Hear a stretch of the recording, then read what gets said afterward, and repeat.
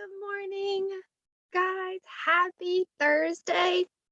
So today we are starting the new unit. So the first thing that we are going to look at is 6.02 graphing systems. So graphing systems means that we have more than one equation. So for your guys' warm up today, it says graph the two equations on the same plane. So you're going to go ahead and take those two equations and graph them. So go ahead and pause the video so that you can graph those two.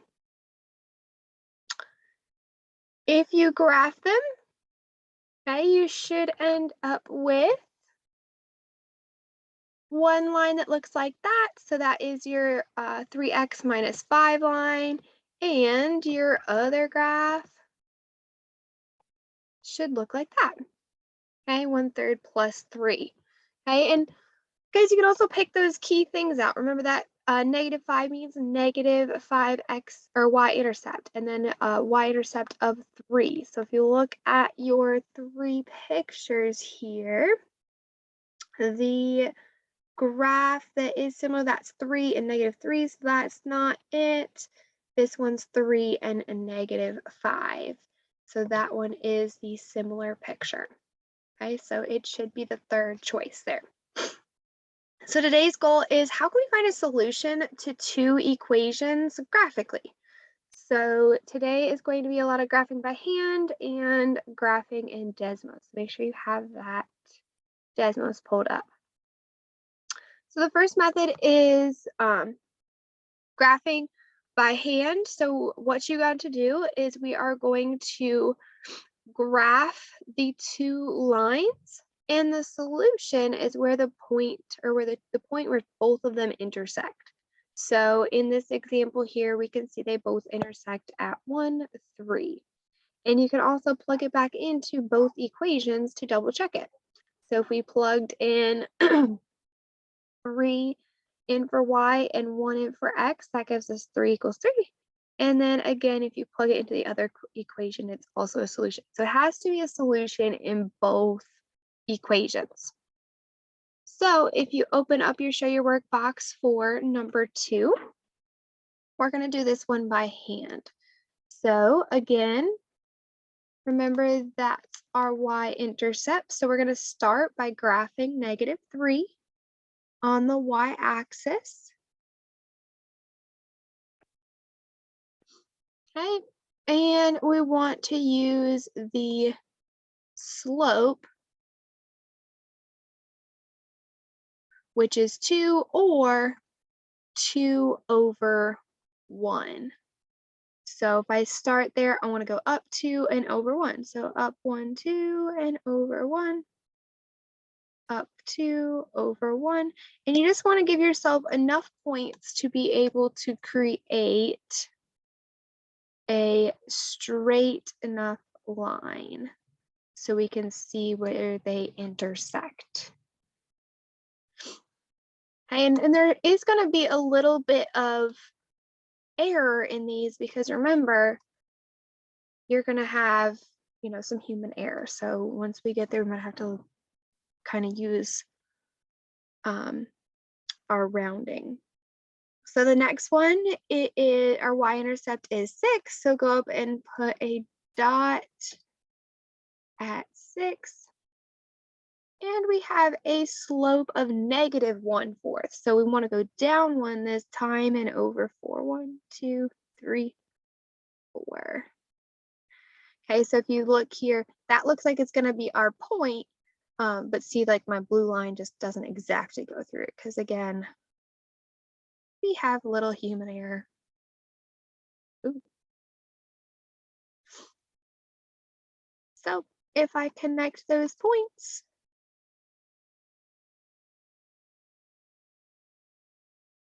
okay, then the solution here is right where those 2 points meet, which is at 4 as the x value and 5. So the solution would be 4, 5.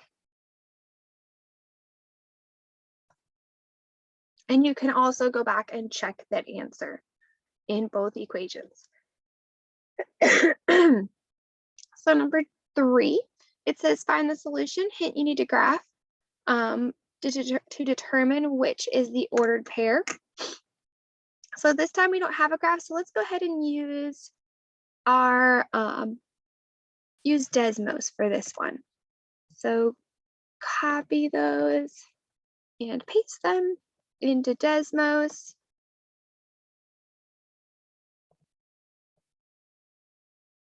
And they graph them for us. So then the solution is where they intersect, and Desmos is really nice because it gives us the dot right there. You just have to click on it. So the answer is -5, 3.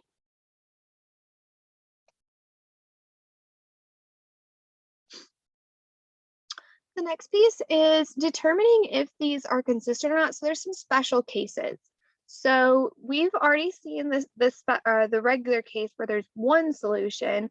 So that means there are two linear lines cross at one point. But there's two special cases. There's one where they're parallel, and remember, parallel lines never intersect. So that means that there's going to be no solutions at all. And then there's another special case when they end up being the same exact line. And if they end up as the same exact line, we end up with infinitely many solutions. So if it is a one solution, it's going to be consistent and independent. If it is no solution, it's not consistent.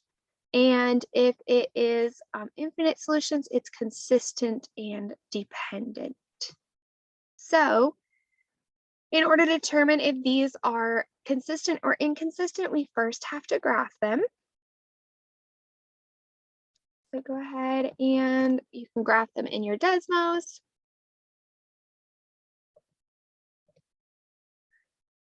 And we see here there's one solution, okay, because they intersect at one point. So one solution is consistent. The next one, we want to determine if they are dependent or independent. So again, you're going to graph them.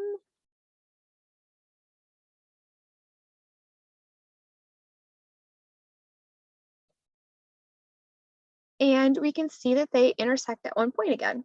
So if we look at our notes, one solution means that they are independent of each other. Okay, they're independent lines. They're two different lines. The next one, graphs that are not linear. So we can also see solutions in nonlinear graphs. Remember, linear means it's a straight line. We can also see ones that are nonlinear. So the two that we will look at in this class are going to be quadratic. Quadratic means that it has an exponent of 2. Or in other words, we have an x squared piece to our equation. And then we can also look at exponential functions as well, which means that the x is the exponent. When we have these two cases, we have a couple more options. So instead of just one, no solutions or infinite solutions, we can also have two solutions as well, because they're not straight lines. They're not just going to intersect at one place. They can curve and intersect twice. So go ahead and graph these in Desmos. And make sure you guys are practicing graphing them yourself. I want you to make sure that something funky is not happening when you type it into your Desmos, because again, that might make you get something different.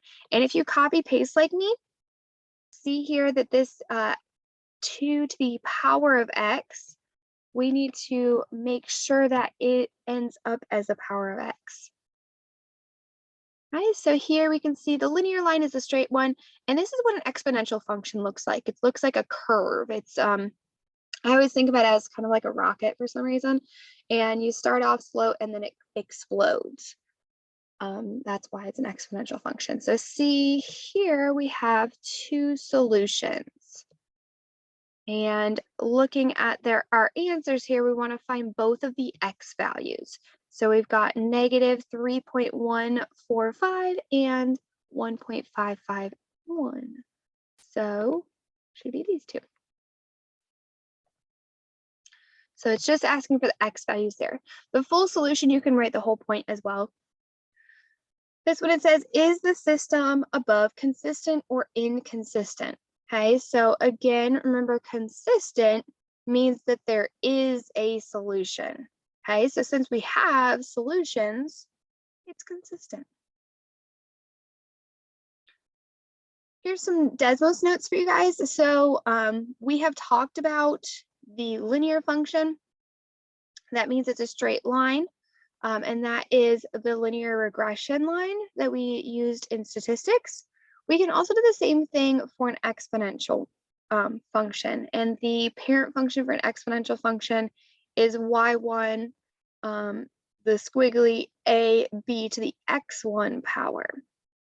And then the quadratic is y1 squiggly a x1 to squared, because remember it needs that squared piece, plus b x1 plus c. So that's the parent function of the quadratic function.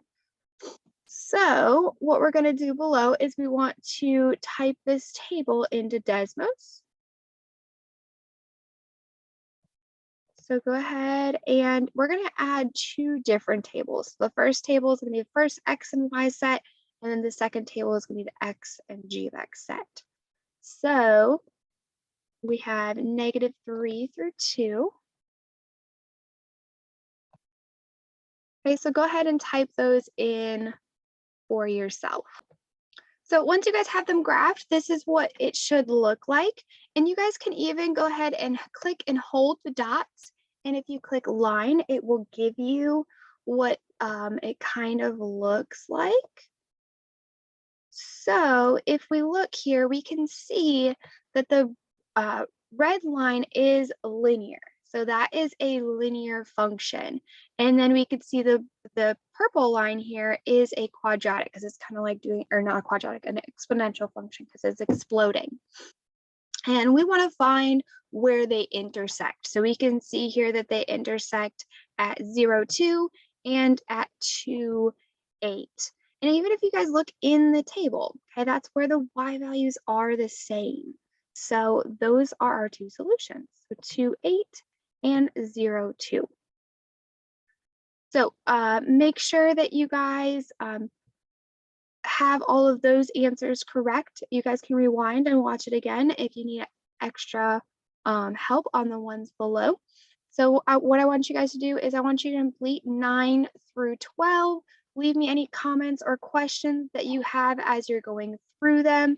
And they should tell you if you're correct or not. Make sure you fill out your exit ticket for me.